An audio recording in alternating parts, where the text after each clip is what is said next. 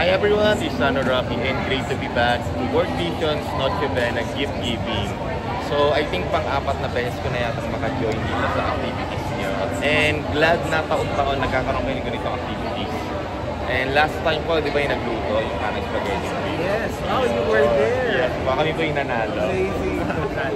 Ayun po. Ito po sir, siguro po bilang isa sa ambassador ng World Vision, ano po siguro yung pinaka-most memorable nyo na event during Christmas with World Vision? Yung mga ganitong gift giving.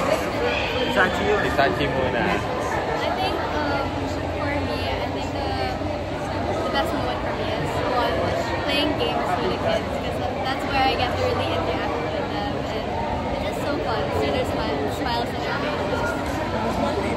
How about kayo ng concert mo? Well, we've been doing this since 2006.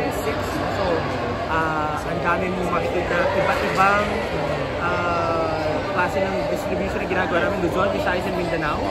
Pero isa yung pare-pareho. Isa yun yung nakakatuwa doon. Kasi yung excitement ng mga bata for the families to gather over sumptuous meal. Simple pero masarap. At ang nagpapasarap doon yung magkakasama sila. Tapos may opportunity for the other Filipino families na makatulong doon and maging part ng celebration. So, that never gets old. Yung ganong klaseng giving, receiving, and being grateful altogether. And ngayon nakita namin, ang dami nating nabigyan ng mga kabataan ng mga gifts ngayon. And nag-range sila of different ages. So paano po ba yung qualifications nyo para makasama sila dito? And ano po yung mga age range nila? So lahat ng mga batang naka-receive ng Noche Buena Pack are sponsored children of World Vision. So whenever pupunta tayo sa isang community, tinitingnan natin sino ba yung mga pamilya at mga kabataan na vulnerable at sila yung napapasama dun sa program natin. So, sila yung mga sponsored children. Minsan sponsored na sila, minsan hindi pa. Ang sponsoran sa family, maximum of 2 kids para yung ibang mga pamilya ay makabenefit. So, dito sa Malabon, we have about 1,300 na mga bata na mga makaka-receive ng Noche Buena Pack. And ibig sabihin, ganun din karami yung mga family na magsasama-sama. So, yung pag-aaral nila, tinutuganan natin, yung health, yung protection sa mga bata.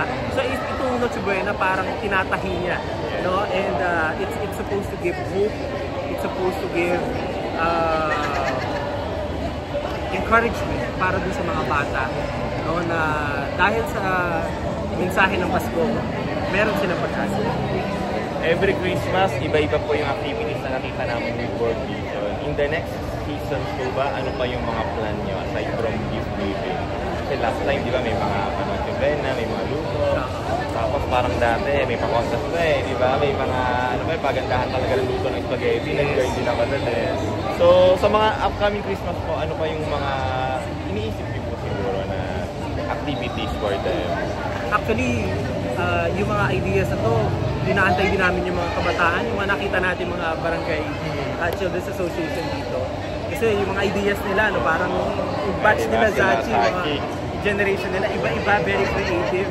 So we're excited. So dati may art making, susunod baka pwede silang kumanta, no? Pwede sumayaw, no? Zachi. Kasi Zachi sumayaw kami.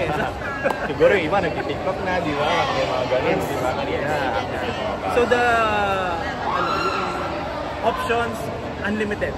Kung ano yung pwede natin gawin. Pero we're excited kasi gusto namin manggaling din sa mga kabataan yung mga idea. So, antayin nyo yun, no? And I really hope na makasama din natin. Yes po, we'll definitely do that.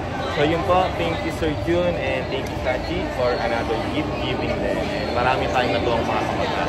Marami silang masasaya eh. Thank you and Merry Christmas. Merry Christmas.